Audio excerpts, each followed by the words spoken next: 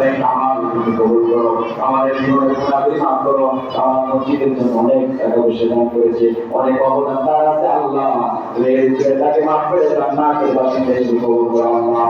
রব্বুল আলামিন আমাদের রিজিকের মধ্যে বারাকাত দান করো, হায়াতের মধ্যে বারাকাত দান করো, জান্নাতি মানুষ হিসেবে কবুল করো আল্লাহ।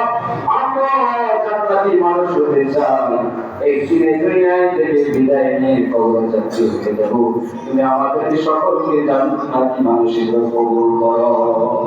জাহান্নাম আমাদের জন্য হারাম করে দাও আল্লাহ।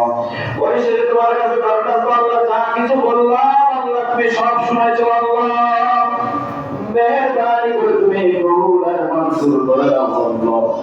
আয় আল্লাহ, একটা দোয়া যাতে বিফল না যায়, মনে বড় আশা নিয়ে তোমার দরবারে এই দরখাস্ত তুমি কবুল মঞ্জুর করো।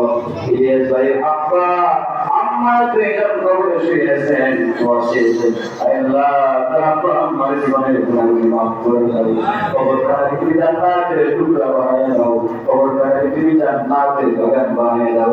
ইলিয়াস ভাই দাদা দাদি নানা আত্মীয় স্বজন ভাইয়ের বংশে বাবার যত আত্মীয় স্বজন কবরবাসী রব্বুল আলামিন প্রত্যেক জীবনের গুনাহগুলি মাফ করে দাও, তার পারিবারিক জীবনে শান্তি দান করো, পায়ের ব্যবসা জীবনে তুমি তৌফিক দান করো।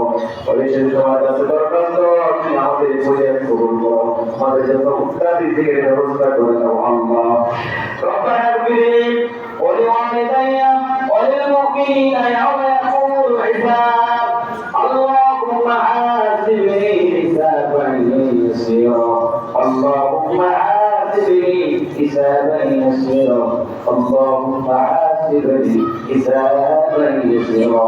سبحان ربك رب العزة عما يصفون، وسلام على المرسلين، والحمد لله رب العالمين.